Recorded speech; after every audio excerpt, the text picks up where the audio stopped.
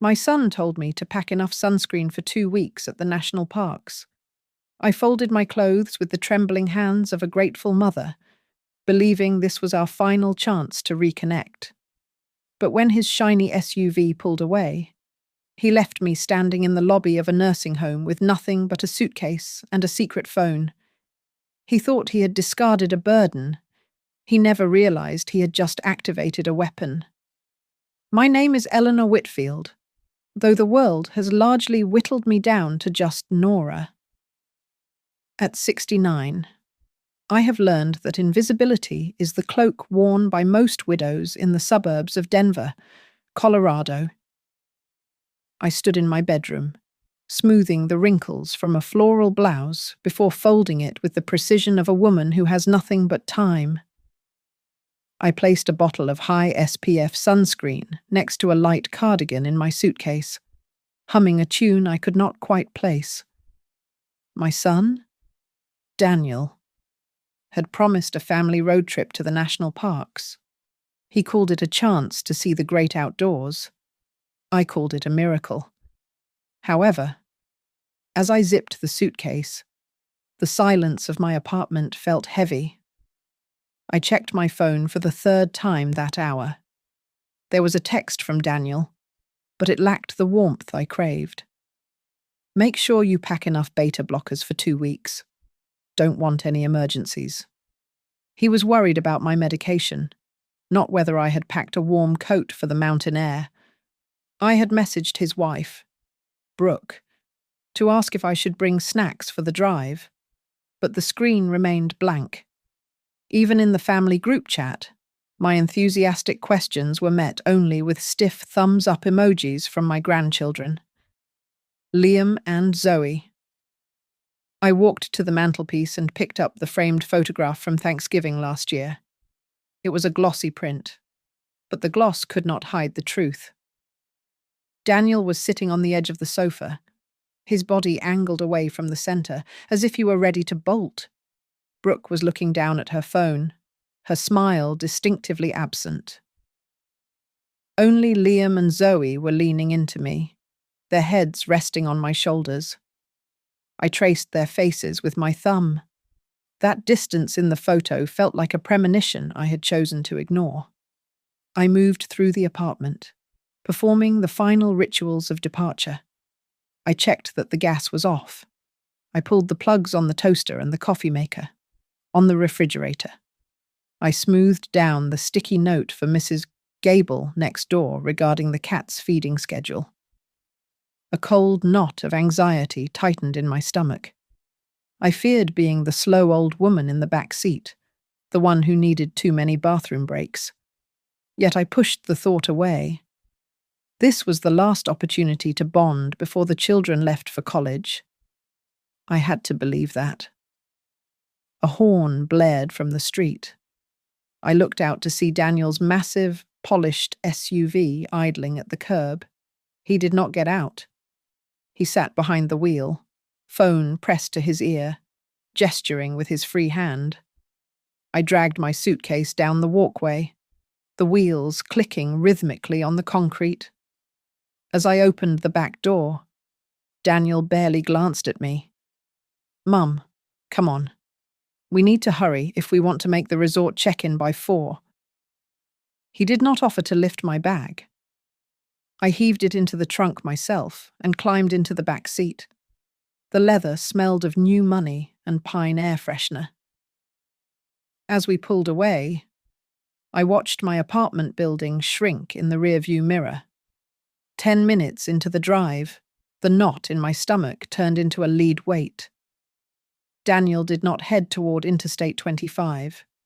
Instead, he took a sharp right turn toward the quieter, undeveloped side of the suburbs. "Daniel?"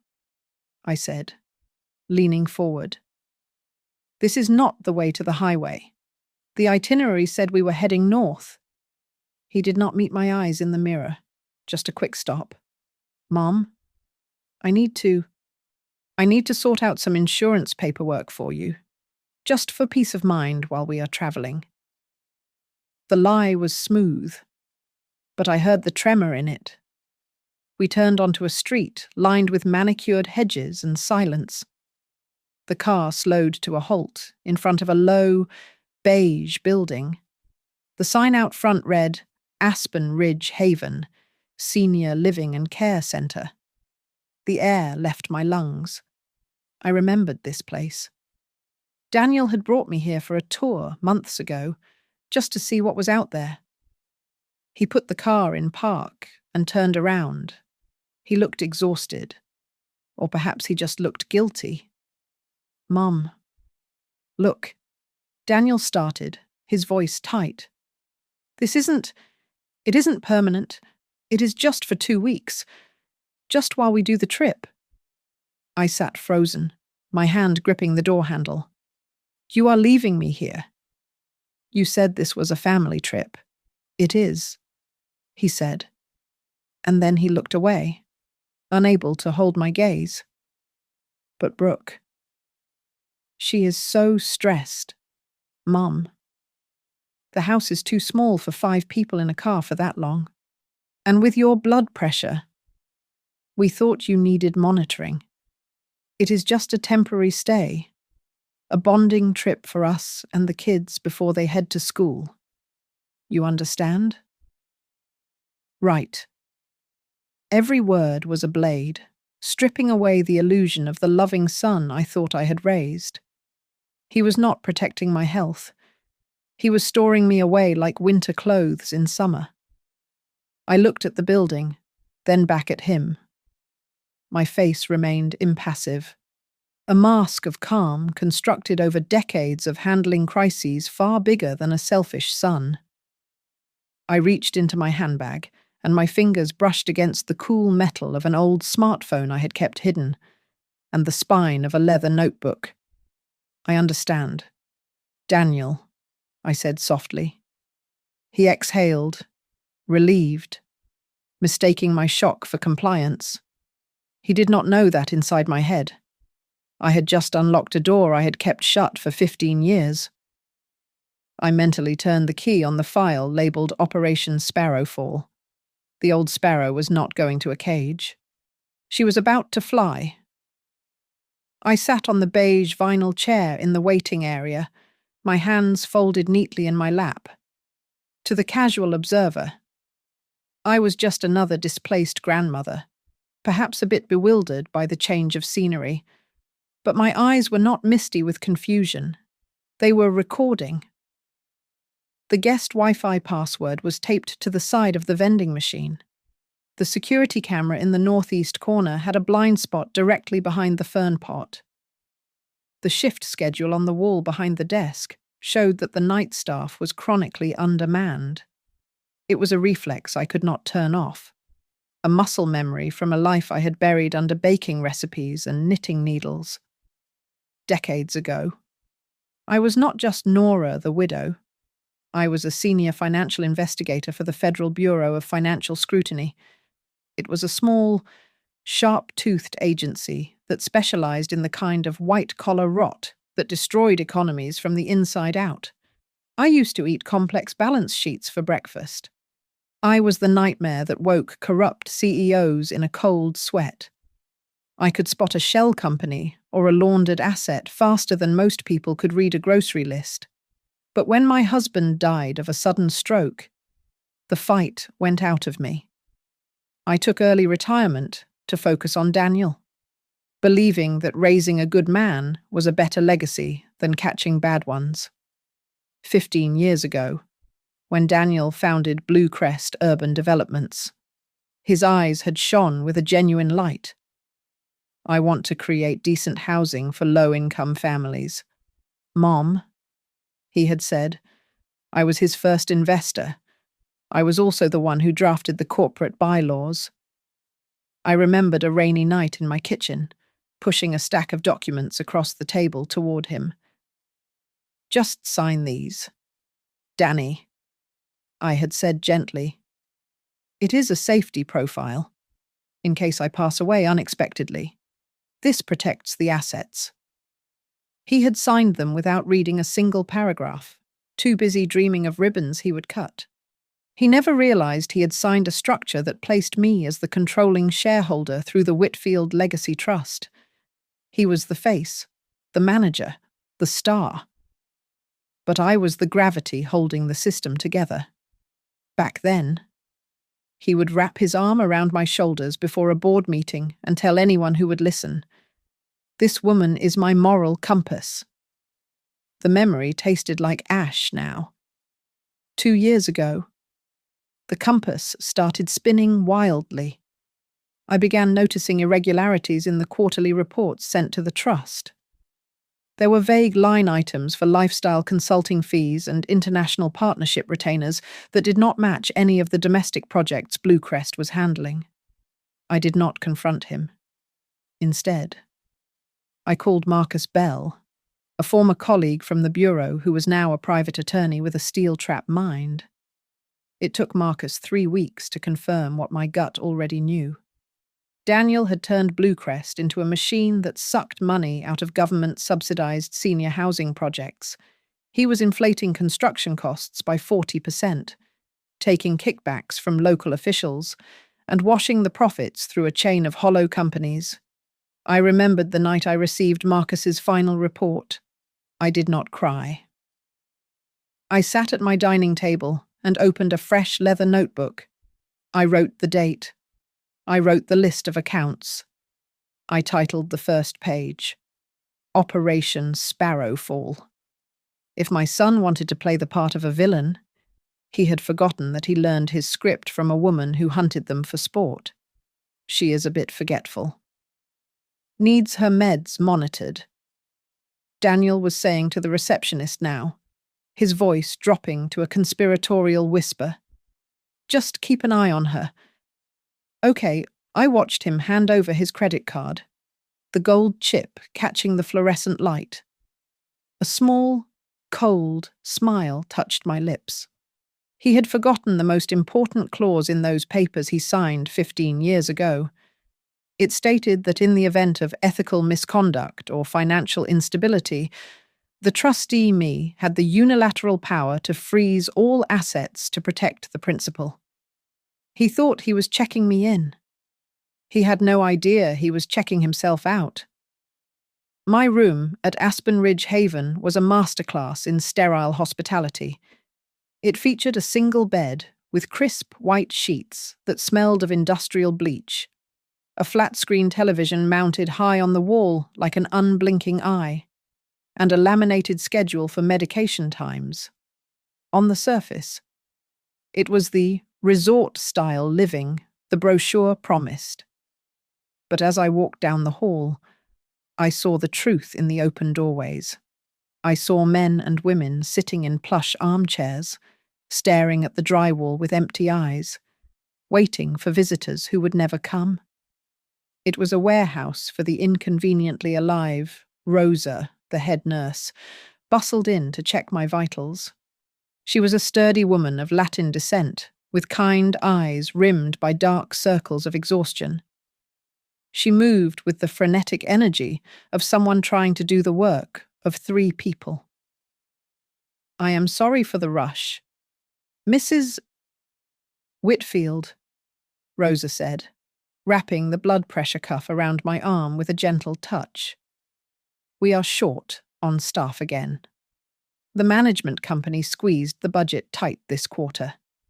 It is becoming impossible to give everyone the care they deserve."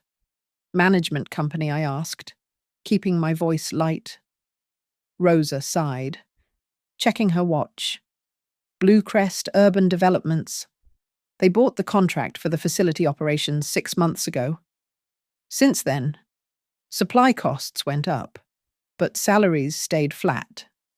It feels like we are being strangled for every penny." The name hung in the air like a foul odor. Bluecrest. My son was not just dumping me here. He was the landlord. He was profiting from the very linen I slept on. I made my way to the common room, a space filled with puzzles that had missing pieces and a radio playing soft jazz. I sat opposite a man who looked like he was carved from granite. This was Walter. At 82, he still had the sharp, assessing gaze of the union lawyer he used to be. New meat, Walter grunted, not looking up from his solitaire game. Just visiting, I corrected, testing him. Though the admission contract seems to have a rather predatory clause regarding power of attorney transfer in cases of incapacitation, it is unusual for a facility of this grade. Walter stopped moving his cards. He looked up, his eyes narrowing behind thick glasses.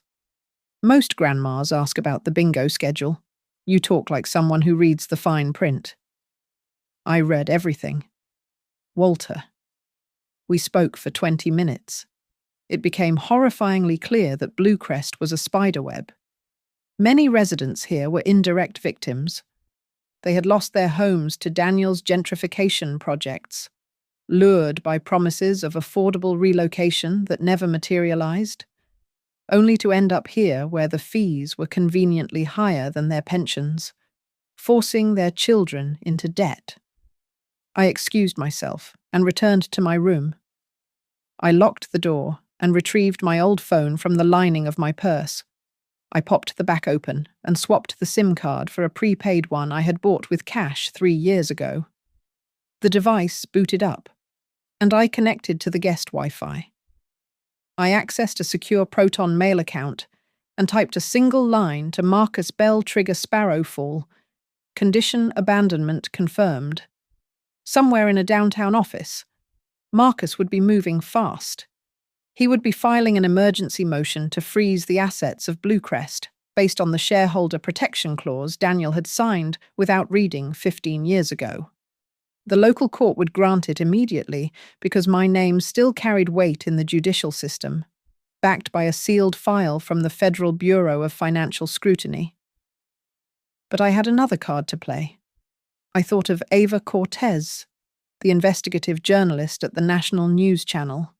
She was young, hungry, and had been digging into the housing crisis for months. I sent her a simple text, green light. She had promised that once I gave the signal, she would launch her investigation into how Bluecrest was artificially inflating housing costs for seniors. In the hallway, I passed Walter again near the dining area. He leaned in close, his voice a low rumble. I still know people. Mrs. Whitfield, the medical union, a retired judge who owes me a favor. If you are starting a war, I want in. I nodded once. Aspen Ridge was no longer just a nursing home. It was the temporary headquarters of the resistance. I went to the window and looked down at the parking lot. Daniel was getting back into his SUV. He looked relieved, probably thinking about the open road and the freedom of a vacation without his mother. My phone buzzed in my hand. It was a notification from the bank request to activate Whitfield Legacy Trust Protection Clause approved, freezing all associated accounts. I watched his car pull out of the lot. He thought he was driving toward a holiday. He did not know he was driving off a financial cliff. 500 miles away in Utah. My son was discovering that the world is very expensive when you do not own it. I imagined the scene at the 5-star resort check-in desk with vivid clarity. Daniel would be handing over his platinum credit card with that practiced, casual flick of the wrist. The receptionist, young and polished, would slide it into the machine. Then came the silence. According to the report Marcus sent me later, Daniel tried 3 cards, the personal platinum, the emergency backup, even the Bluecrest corporate expense card. Each time, the machine beeped a rejection. The receptionist likely offered a polite, tight-lipped smile while looking past him to the next guest. There must be a mistake. Daniel would have stammered, sweat beginning to prickle at his hairline. He stepped away to call the bank, while Brooke tried to distract Liam and Zoe with the lobby aquarium. The voice on the other end of the line was not the friendly private banker he was used to. It was the fraud department. "I am sorry. Mr. Whitfield?" the agent said. "A court order has been placed on all assets connected to the Whitfield Legacy Trust and its subsidiaries, including Bluecrest. Everything is frozen, pending a hearing." Back at Aspen Ridge, the afternoon sun was warm on my face. I sat by the window in the common room, sipping a cup of chamomile tea. Walter sat across from me, dissecting a stale muffin. My phone buzzed in my pocket. It was a text from Marcus Phase 1 Freeze Complete. "He is stranded." I took a slow sip of tea and showed the screen to Walter. "You see, Walter," I said, placing the cup back on the saucer. "Sometimes revenge is just stopping people from spending your own money." My phone buzzed again, but this time it was a voicemail notification. It was the 5th time Daniel had called in 10 minutes. I raised the phone to my ear. "Mom."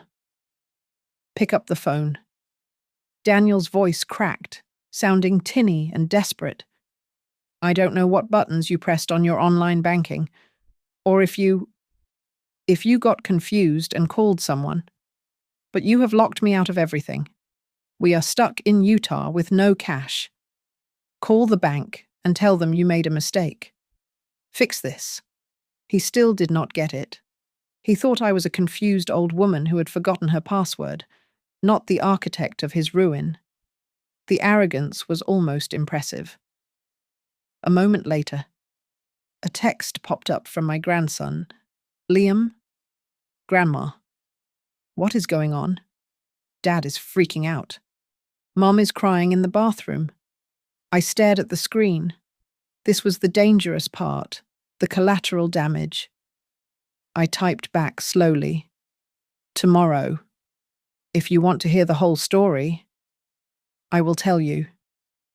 But you have to decide who you want to stand with." In the hotel room in Utah, the tension finally snapped. Brooke, realizing that the dream house and the luxury cars were being fueled by money that was now legally radioactive, turned on her husband.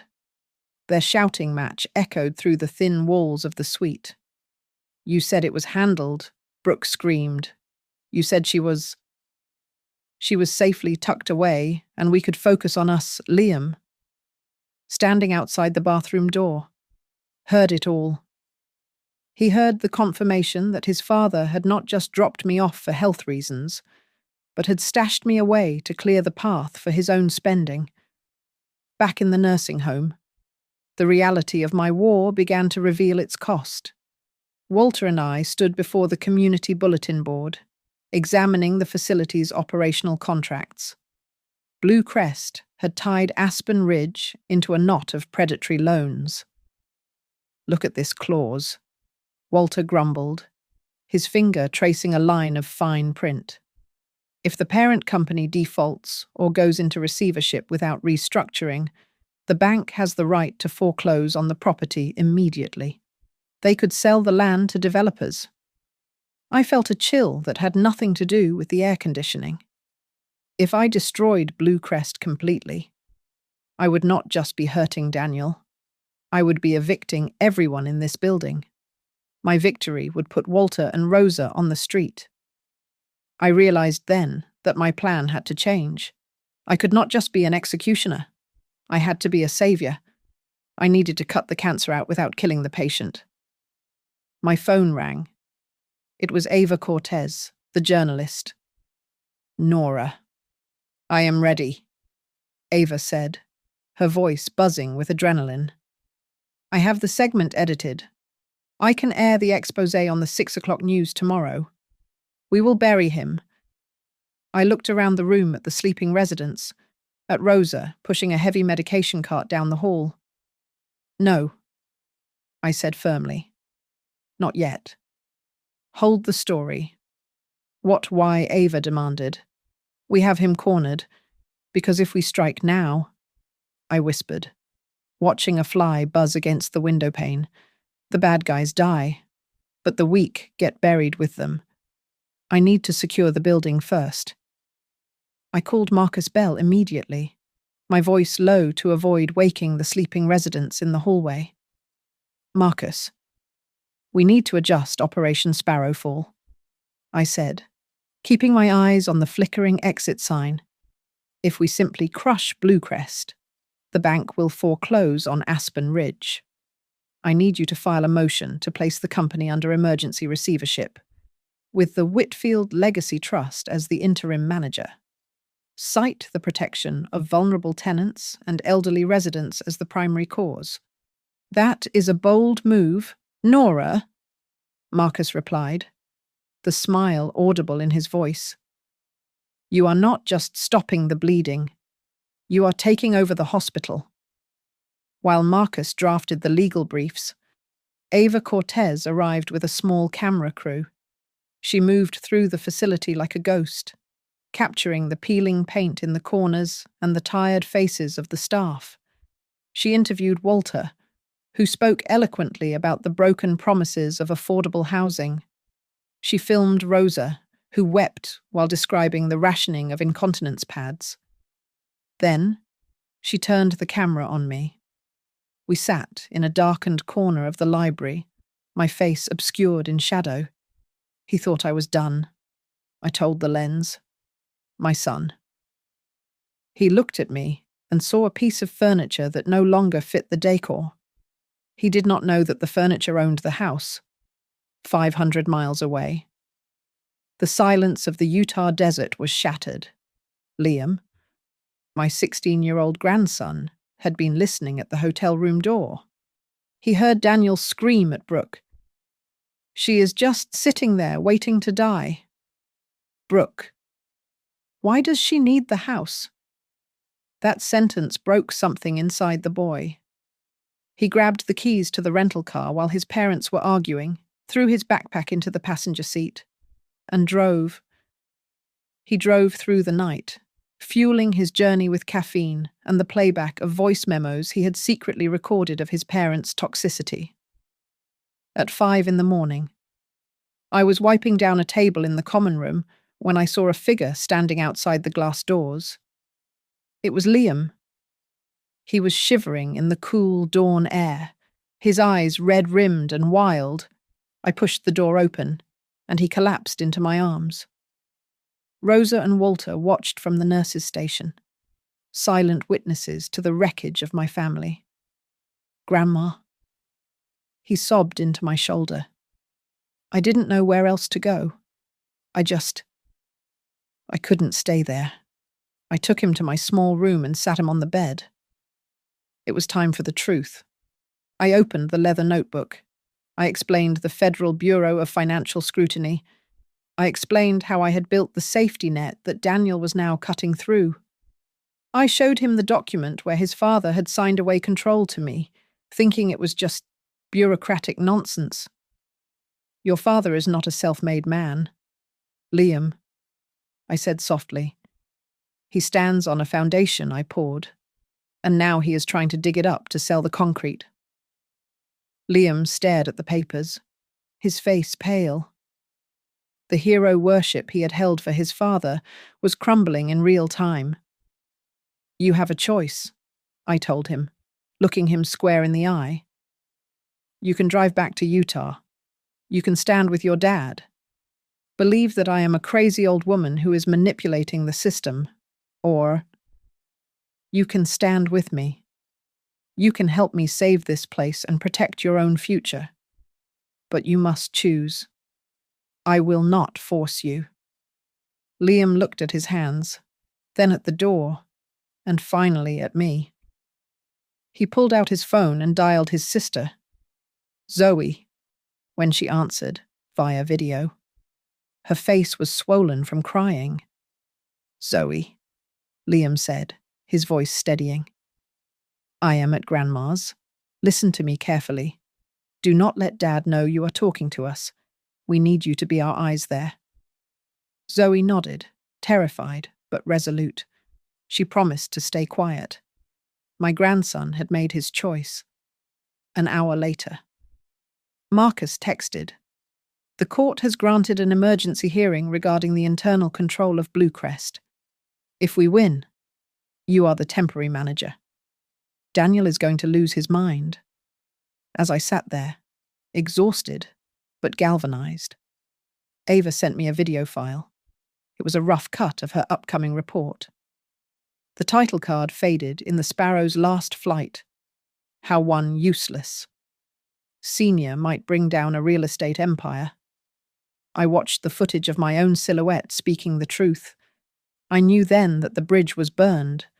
There was no going back to Sunday dinners or polite holiday cards. I was no longer just a mother.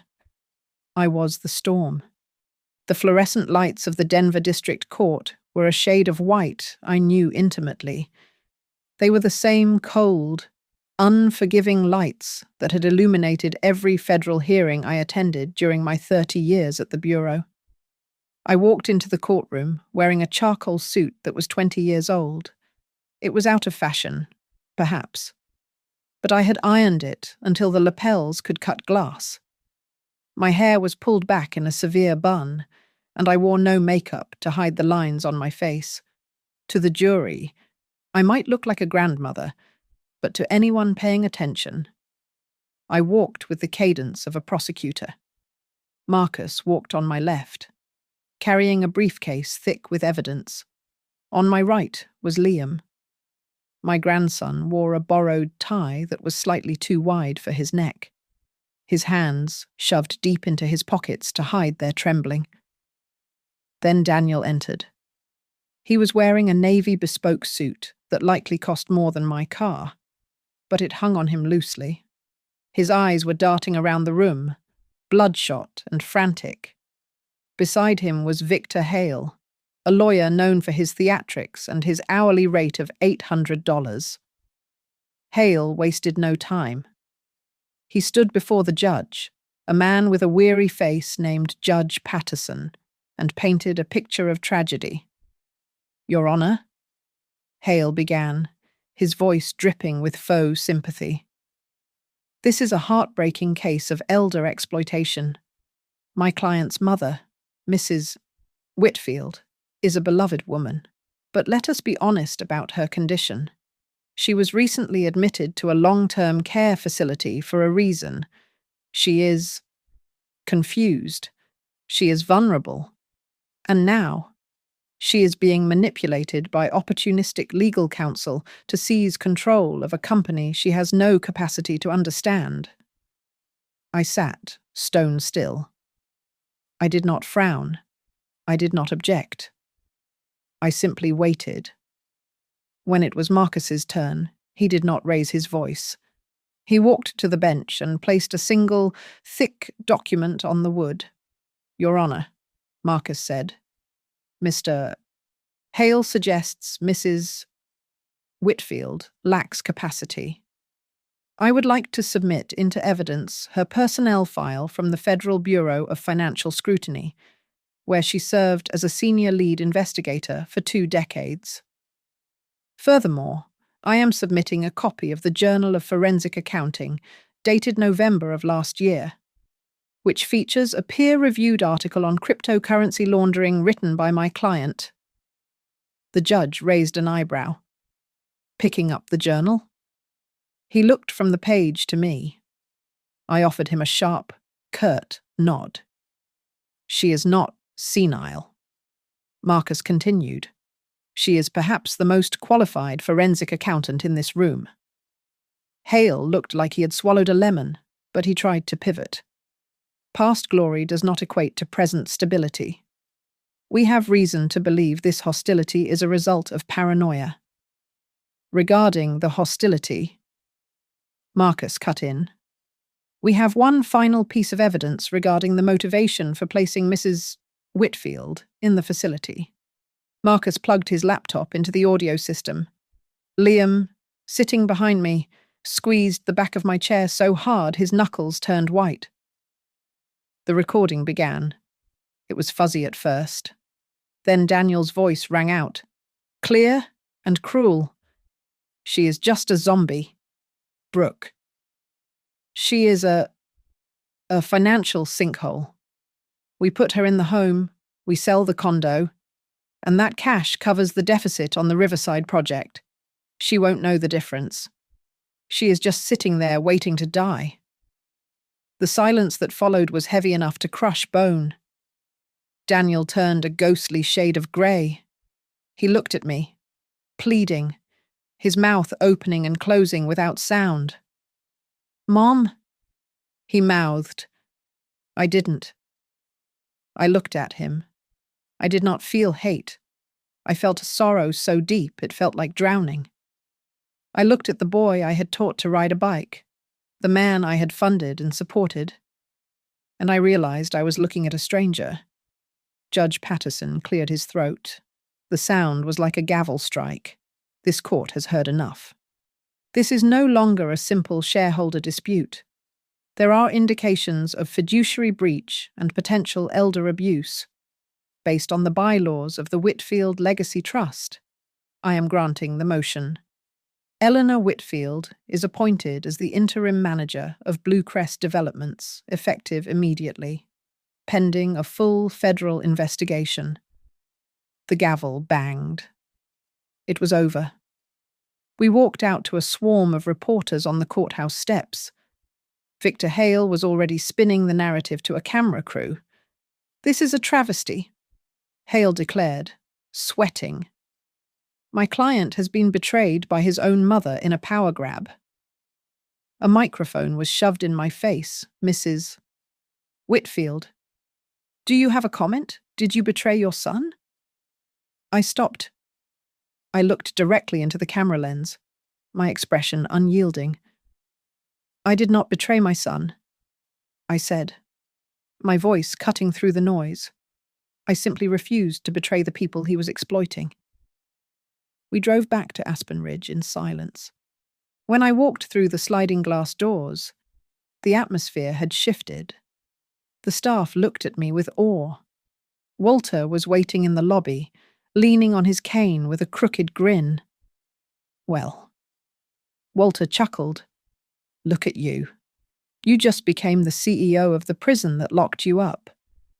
I looked at the peeling wallpaper and the tired nurses. I thought of the power I now held in my hands. "No, Walter," I said. "I am not the warden. I am here to break the door down." The war moved from the quiet corridors of the courthouse to the screaming noise of the television screen. Victor Hale, realizing he could not beat me on the facts, decided to destroy me in the court of public opinion.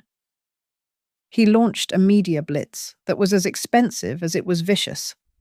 Articles appeared in tabloids describing me as the Iron Widow, a control freak who could not let her son run his own business. On morning talk shows, pundits with whitened teeth speculated that my actions were not justice, but the paranoia of a deteriorating mind. A hashtag began to trend on social media: "Protect Daniel Whitfield." Ava Cortez fired back with the subtlety of a shotgun. Her investigative special aired on prime time. She did not use pundits. She used footage. She showed the mold growing in the corners of the apartments where Daniel's low-income tenants lived.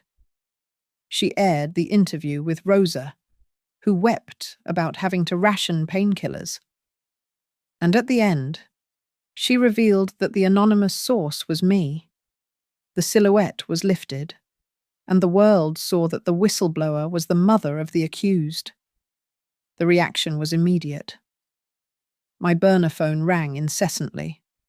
Half the calls were from elderly people across the country, their voices shaking as they shared stories of being discarded by their own families. The other half were threats. Men with gravelly voices told me to back off before I had an accident. Amidst the chaos, my family was fracturing.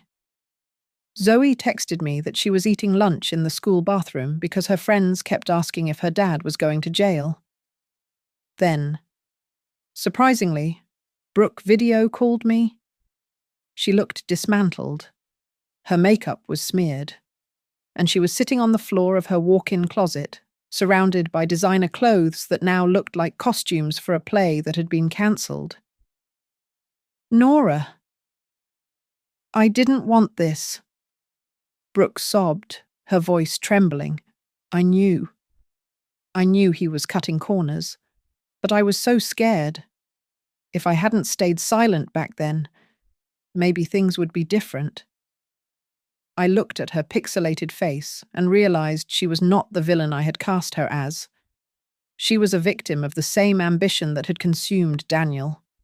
She was terrified of losing the lifestyle that defined her worth. We cannot change the past, Brooke, I said gently. But you can decide what you teach your children today. To silence the rumors of my senility.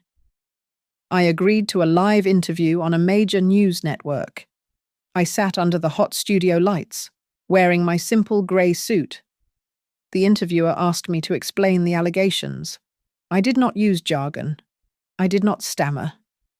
I explained Daniel's complex shell company structure using a metaphor about a cookie jar that he kept moving to different shelves to hide how many cookies he had stolen. It was simple, lucid, and devastating. Then, the host threw a curveball. She played an old clip from a Blue Crest commercial. It showed a younger Daniel holding the hand of an elderly woman, smiling with what looked like genuine warmth. Mrs. Whitfield, the host said, pausing for effect. Looking at this, one has to ask, where does the line between true care and exploitation begin to blur? I looked at the monitor, at the face of the son I had raised. I felt a lump in my throat, but I forced my voice to be steady. It starts the moment we view our parents as a burden to be sorted out, instead of human beings who still have the right to choose, I said. The studio went silent.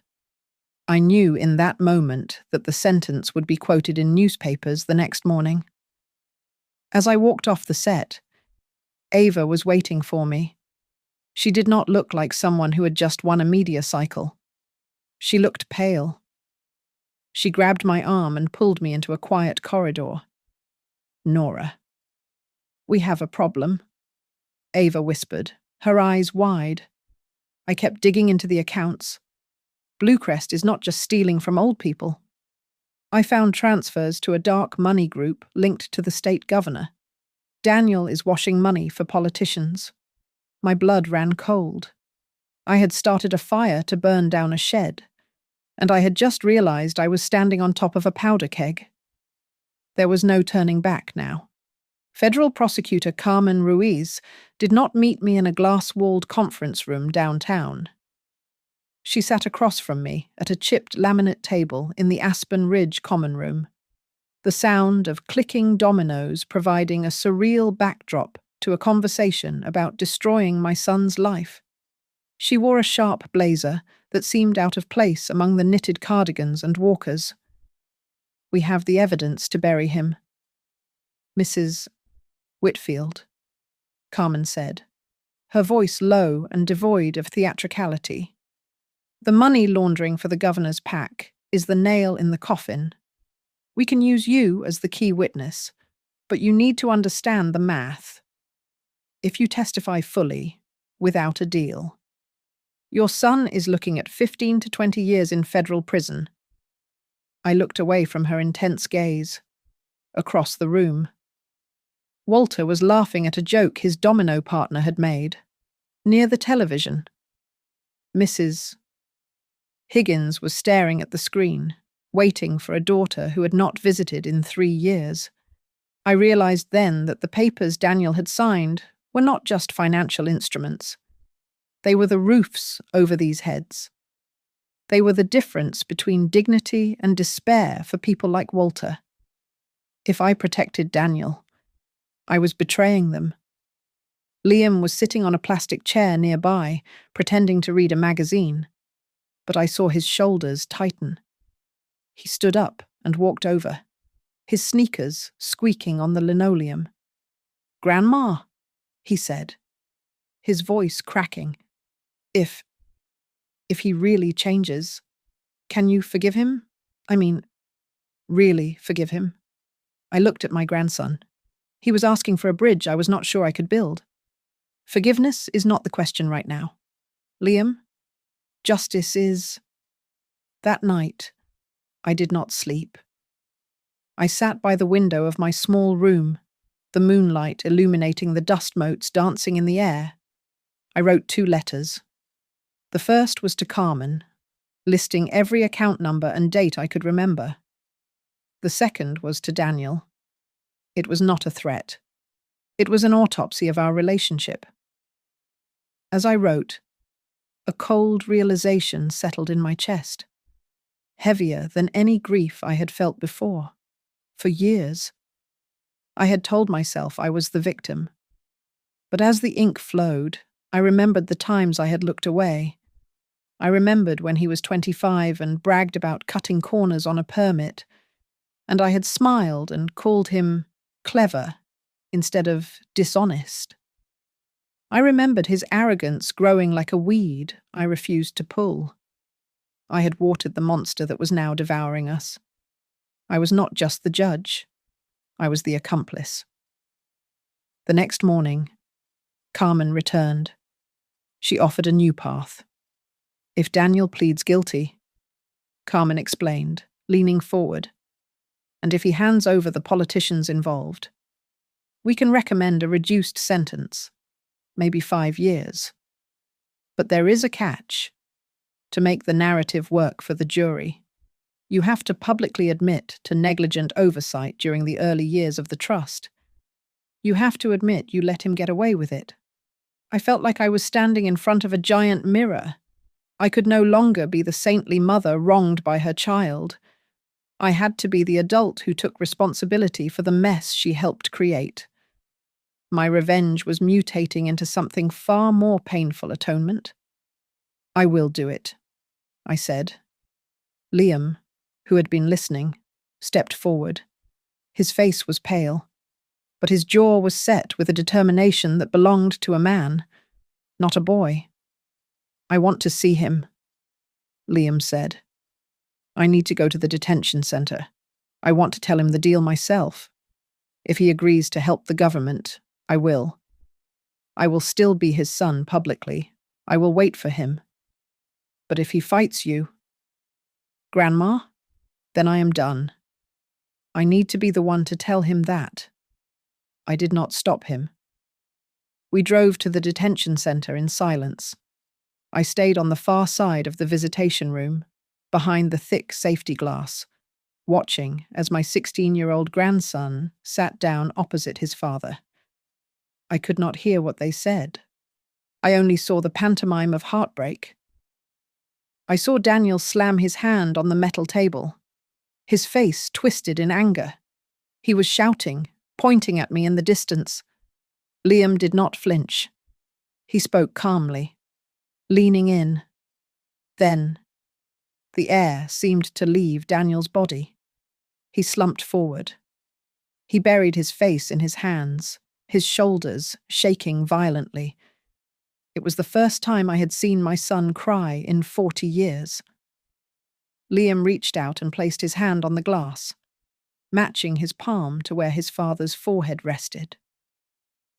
I stood in the corner, clutching my purse, realizing that the final bridge between me and my son was not built of money or laws. It was being held up by the trembling hands of a boy who had been forced to grow up too fast. The call from Carmen Ruiz came while I was in the cereal aisle of the grocery store, debating between generic oats and the brand name. Daniel had accepted the plea agreement. He admitted to 3 counts of wire fraud and agreed to provide the names of the state officials who had been using Bluecrest as their personal piggy bank. It was a victory for the state, but for me, it was merely the prelude to a funeral. I was officially notified that I would be called to testify before a grand jury to corroborate his confession. 2 days later, I walked into the Bluecrest boardroom. The air conditioning was set to a freezing temperature that men in wool suits seemed to prefer.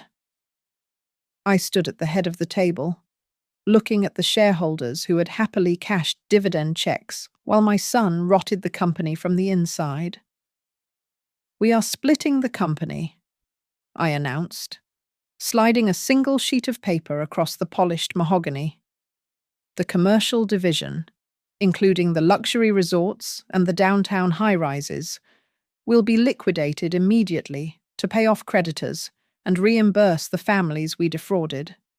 The remaining assets, the senior housing projects, will be transferred to a new non-profit entity with an independent board. Its sole mission will be affordable living." I expected shouting. Instead, I got silence. Then, a man named Mr. Henderson, who owned 12% of the stock, cleared his throat. "Nora," he said, his voice dripping with sudden respect. "The market is responding incredibly well to your leadership. The stock actually jumped 4 points this morning on rumors of your restructuring. If you stayed on as CEO, we could make this profitable. We could vote to keep you." I looked at him with genuine pity. "Mr. Henderson," I said, picking up my purse, "I do not want my life to end on a trading floor. I am liquidating the assets, not negotiating my soul." Back at Aspen Ridge, the fear of foreclosure had vanished. The restructuring deal I brokered with the bank meant the facility was safe. Contractors were already there, tearing up the cracked pavement to plant the garden Daniel had promised but never built. Walter found me inspecting the new drywall in the hallway. He slapped a hand on my shoulder. "We won. Nora.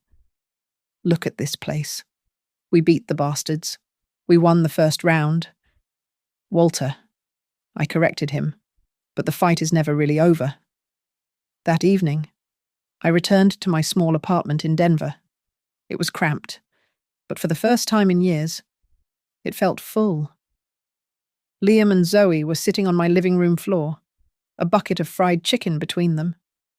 The radio was playing in the background, the news anchor discussing the Bluecrest scandal.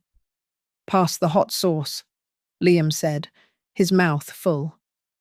"You are going to get grease on Grandma's rug," Zoe warned.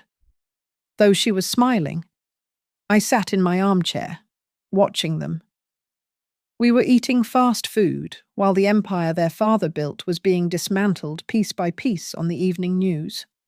It was a distorted, messy version of family life, but as I bit into a drumstick, I realized it was the most honest meal we had shared in a decade. The next afternoon, Brooke asked to meet me. She chose a coffee shop on the edge of town, the kind with sticky tables and fluorescent lights that buzzed. It was a far cry from the country club verandas she used to haunt. She looked tired. Her designer handbag sat on the floor, scuffed and ignored. "I knew about the bribes," Brooke whispered, staring into her black coffee. "Not everything, but enough. I was so terrified of being poor. Nora, I grew up with nothing. I thought if I just stayed quiet, it would all stay perfect." She looked up, and for the first time, I saw the woman behind the socialite mask. "I want to fix it," she said, her voice shaking. "I will testify. I know where he kept the ledger for the political donations. I can help you take down the others." I studied her face. "If you do this, Brooke, you will be a pariah in this town. The country club will revoke your membership. You might have to work a minimum wage job to feed the kids while the assets are frozen." "I don't care," she said, tears spilling over her lashes. "I just want my kids to look at me and not see him." "Then welcome to the team," I said. That night, Ava released her follow-up report. The segment focused on the rebirth of Aspen Ridge. The screen showed footage of me, not as the vengeful grandmother, but as the architect of a new safety net. The chyron read, "The woman who said no." I turned off the television when the doorbell rang. It was a process server. He handed me a thin white envelope. Inside was the subpoena. It was a summons to appear in federal court as the primary witness in the United States of America versus Daniel Whitfield. I held the paper. It weighed less than an ounce, yet it felt heavy enough to break my wrist. The investigations were done. The corporate maneuvering was over. Now came the hardest part. I had to walk into a room and look into the eyes of the baby I once rocked to sleep. And I had to be the one to lock the cage. The federal courtroom was a pressure cooker of whispers and shutter clicks, the air thick with the humidity of judgment. I sat in the witness box, my fingers twisting the frayed edges of a cotton handkerchief that had belonged to my husband.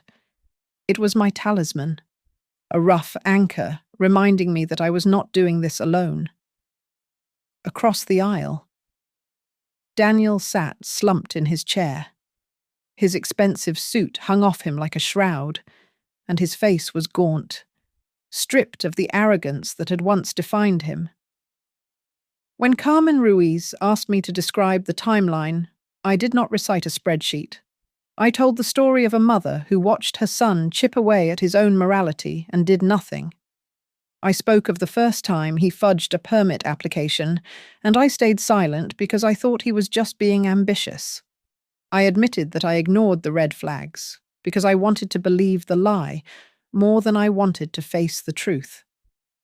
The courtroom saw a forensic accountant, but they also saw a mother confessing her sins. Victor Hale stood up for his cross-examination, desperate to land a blow. Mrs. Whitfield. He sneered, buttoning his jacket. "Is it not true that deep down, you are just jealous of your son's success? Is that why you burned his company to the ground?" I looked him in the eye, my voice steady. "Yes, I am jealous. I am jealous that his life never forced him to pay a price sooner. That was my first mistake. I let him believe that consequences were optional. When it was time for final statements, Daniel did something that silenced the room. He stood up and turned his back to the jury, facing me directly. "I have spent months trying to blame everyone else," Daniel said, his voice trembling. "But I have no words left to hide behind. Your Honor, if there is any leniency to be given, do not give it to me. Give it to my mother. She put herself on trial just to save my soul." The gavel fell with the weight of finality. The jury returned a guilty verdict. The judge sentenced him to 8 years in federal prison, not the maximum, but enough to mark a life. The condition was specific upon release. He would spend 5 years working unpaid for the new non-profit wing of the company he had tried to exploit. As the marshals moved to cuff him, Daniel paused near the railing where Liam and Zoe sat clinging to my arms. He looked at me, his eyes wet. "Mom," he whispered, "I know you didn't do this because you hate me. I just hope, one day, you can tell me about the cases you used to break, the ones that don't have my name in them." I did not promise him anything. I simply reached out and pressed my palm against the air between us, a silent acknowledgement that while the sun was gone, the love remained, painful and bruised. Outside, the reporters swarmed like locusts. I did not give a speech. I looked into the microphones and said, "I do not take pride in sending my son to prison. I only refuse to let my old age, and the old age of others, be used as capital for his greed." 6 months later, the snow was melting off the roof of the newly christened Sparrow Ridge community. Walter sat on a bench under a sapling, arguing happily with Rosa about the best fertilizer. I sat nearby, a notebook on my lap. I wrote the title of the memoir Ava had urged me to start. My son left me at a nursing home to travel with his family. He never expected what I'd do. I stopped writing and looked up at Liam and Zoe, who were helping Mrs. Higgins set up a bird feeder. The hardest part was done. The rest was just teaching the next generation not to make our mistakes. Thank you so much for listening to this story. It was an emotional ride, and I really appreciate you sticking with me until the very end. I would love to know where you are tuning in from. Are you listening on your commute, at the gym, or maybe just relaxing at home? Drop a comment below and let's get a conversation going. If you enjoyed this video, please consider subscribing to the Grandma's Family Diary channel, smash that like button, and hit the hype button to help this story reach even more people. See you in the next one.